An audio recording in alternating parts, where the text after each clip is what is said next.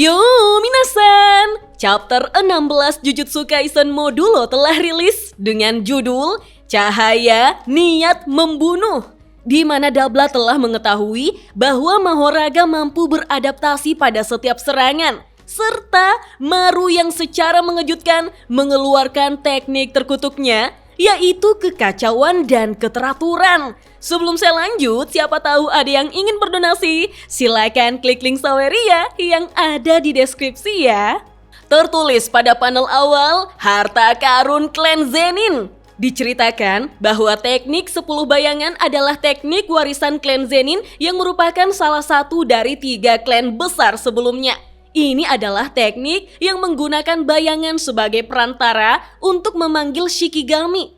Klan Gojo telah menetapkannya sebagai teknik terlarang dan hanya mengizinkan Yuka Okotsu untuk menggunakan kemampuan Shikigami tertentu tanpa memanggilnya. Sampai di sini berarti kemampuan Yuka sejak awal memanglah Ten Shadow minasan. Bahkan menurut saya, Yuka lebih baik dalam menggunakan Ten Shadow karena dia tidak perlu menggunakan alat terkutuk, melainkan memakai teknik seperti Kugakuso dengan kuku jarinya yang tumbuh panjang dan tajam yang merupakan ciri-ciri dari Shikigami itu sendiri minasan. Lalu kita kembali dijelaskan bahwa Yatsuka no Tsurugi Ikai Shinsho Makora dianggap tak terkendali karena tidak ada shaman dalam sejarah yang pernah berhasil mengendalikannya. Tapi hal itu tidak termasuk wujud inkarnasi Ryomen Sukuna yang berada di tubuh Megumi Fushiguro. Dalam praktiknya, teknik ini hanya dapat digunakan dalam pertempuran dengan menyeret lawan ke dalam ritual pengusiran roh terkutuk yang bertujuan untuk membunuh semua yang terlibat, termasuk penggunanya sendiri. Dan peserta dalam ritual ini adalah Okotsu Yuka serta Dabla Karaba. Saat ini Okotsu Yuka sudah dalam keadaan mati yang tertangguhkan. Dan ritual tersebut tidak akan berakhir kecuali Dabla Karaba terbunuh atau Mahoraga dihancurkan. Tetapi pada saat itu, kematian Okotsu Yuka akan dipastikan. Ketika Dabla turun perlahan dari udara, roda Mahoraga telah berputar. Lalu dengan sangat cepat, Mahoraga menyerang menggunakan tinjunya. Tetapi Dabla menahan dengan kedua tangannya. Lalu Mahoraga menendang Dabla hingga terlempar jauh. Tetapi Dabla menahan laju tubuhnya dengan cara menahan bangunan pada sisi luar bangunan menggunakan tangannya. Di saat Mahoraga mendekat dengan sangat cepat, tiba-tiba Dabla membuka telapak tangannya yang telah mengeluarkan cahaya. Dan ledakan serupa laser besar pun langsung menghantam Mahoraga minasan. Kita pun melihat bagaimana tangan dan sebagian tubuh bagian kanan Mahoraga hancur. Tetapi lagi-lagi roda Mahoraga kembali berputar sehingga Dabla pun melemparkan bongkahan bangunan ke arah Mahoraga. Namun Mahoraga bisa menahan serangan tersebut. Kemudian mencengkramnya dengan sangat kuat sehingga bongkahan bangunan besar itu pun hancur berkeping-keping. Dabla pun mulai menyadari sesuatu. Dia mengingat bagaimana sifat dari kutukan pemanggilan organisme spiritual seperti Mahoraga ini menunjukkan bahwa organisme spiritual tersebut adalah bentuk kehidupan energi terkutuk yang begitu eksklusif di bumi. Dabla sadar bahwa Mahoraga bukan sekadar boneka tak terkalahkan yang bertarung menggantikan shaman. Namun ada sesuatu yang lebih dari itu, semacam kemampuan yang mengerikan. Kita pun melihat bagaimana Dabla dan Mahoraga saling berhadapan di antara puing-puing bangunan yang telah hancur. Tapi kali ini, Dabla justru lebih dulu menyerang menggunakan bulir-bulir cahaya yang ternyata justru menempel di wajah Mahoraga. Lalu dengan waktu yang sangat singkat, tubuh bagian atas Mahoraga langsung hancur berantakan. Tapi tidak dengan rodanya, sehingga roda itu pun kembali berputar lagi, membuat tubuh Mahoraga kembali utuh.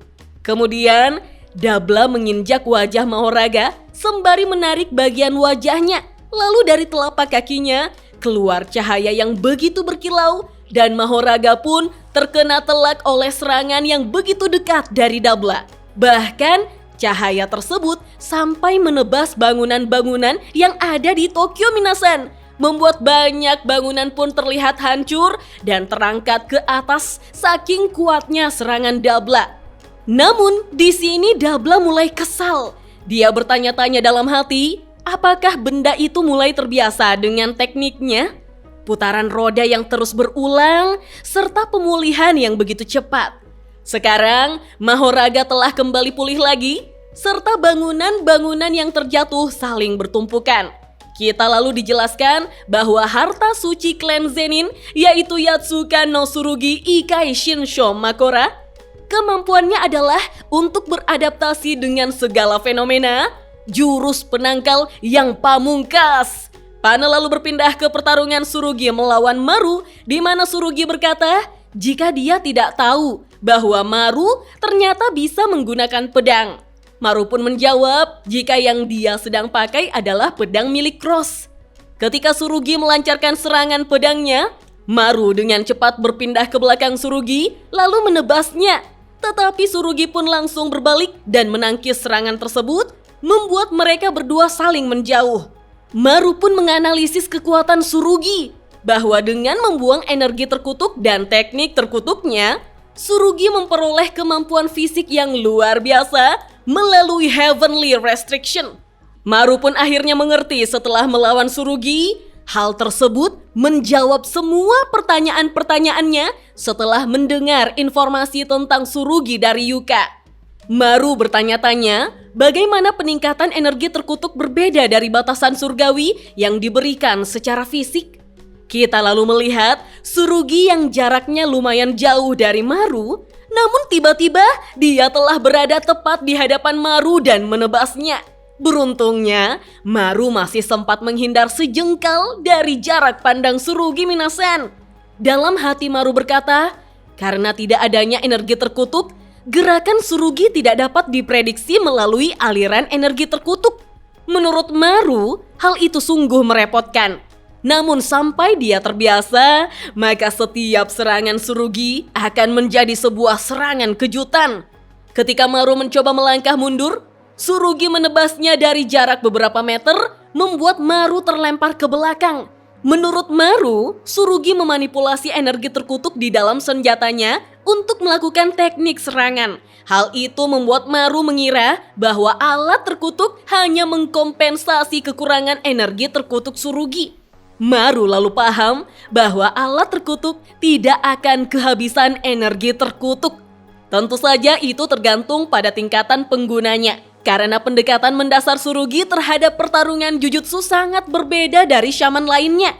Di sini, pipi Maru telah terluka Minasan. Ketika ujung pedang Tsurugi sedikit lagi mengenai Maru, dia pun menghindar sehingga pedang tersebut menghancurkan dinding. Namun saking cepatnya, Tsurugi telah kembali menggenggam pedang tersebut dan langsung menghantam Maru dari atas. Beruntungnya, karena Maru masih sempat menangkisnya menggunakan pedang Cross. Namun serangan tersebut membuat Maru terlempar lalu terkapar Minasan. Tsurugi yang berdiri di hadapan Maru pun berkata, tidak apa-apa jika Dabla adalah satu-satunya yang pergi. Seperti kutukan saudara perempuannya, jangkauan ritual seharusnya tidak melampaui planet ini. Jadi, jika Dabla pergi, maka ritual akan dibatalkan dan nyawa Yuka bisa diselamatkan.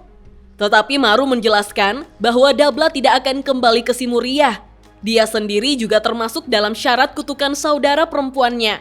Bahkan jika Dabla adalah satu-satunya yang memasuki jangkauan efektif kutukan pemimpin suku Deskunte, itu tetap akan beresiko. Akan menjadi cerita yang berbeda jika mereka menggunakan Black Robe. Tetapi mereka sudah tidak punya waktu lagi. Dengan menggenggam pedangnya, Tsurugi pun mengatakan jika dia memenangkan duel ini, Maru harus meninggalkan bumi dan biarlah itu menjadi aturan duel tersebut. Kita pun melihat bagaimana Tsurugi membuat simple domain bernama Maculation. Dengan wajah yang sedih, Maru mengingat ketika berteriak ke Dabla saat mengalahkan Dura. Dia meminta maaf kepada Dabla karena Maru sudah mengerti perasaannya sekarang. Setelah apa yang terjadi pada saudara-saudara mereka, Maru juga takut kehilangan teman-teman mereka. Di sini, Maru mengingat bagaimana Yuka dan Tsurugi tersenyum kepadanya. Maru tidak ingin ada lagi yang terluka atau terbunuh. Tetapi suara lain muncul. Suara itu bertanya, apakah Maru menyebut dirinya sebagai seorang pejuang? Berani-beraninya Maru tidak menghormati Tsurugi.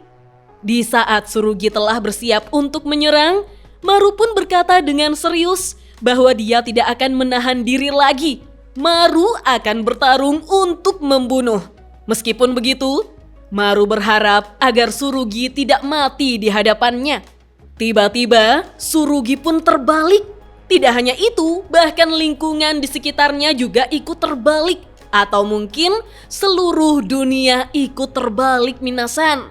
Kita pun akhirnya tahu bahwa teknik terkutuk Maru dan Cross adalah kekacauan dan keteraturan. Tertulis pada panel akhir, perselisihan dan kesepakatan.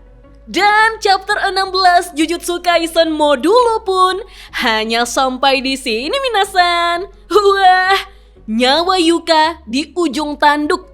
Ya, sekalipun dengan kanker otaknya, tapi minimal Yuka tidak mati karena ritual Ten Shadow. Dengan kekalahan Dabla atau kehancuran Mahoraga, kedua kondisi mengerikan itu membuat Yuka mustahil untuk bisa hidup. Bayangkan saja, jika Mahoraga berhasil mengalahkan Dabla, siapa yang akan menghentikan Shikigami terkuat itu? Ya, mungkin saja Itadori Yuji. Namun, bagaimana jika Dabla yang menang? Tapi, bagaimana pula dengan teknik terkutuk Maru dan Cross yang sudah dia lepaskan untuk menghabisi Tsurugi, minasan? Saya benar-benar penasaran cara kerja teknik terkutuk kekacauan dan keteraturan itu. Wah, setiap chapternya semakin seru. Kalau menurut minasan, bagaimana? Kita lanjut ngobrol yuk di kolom komentar. Dah.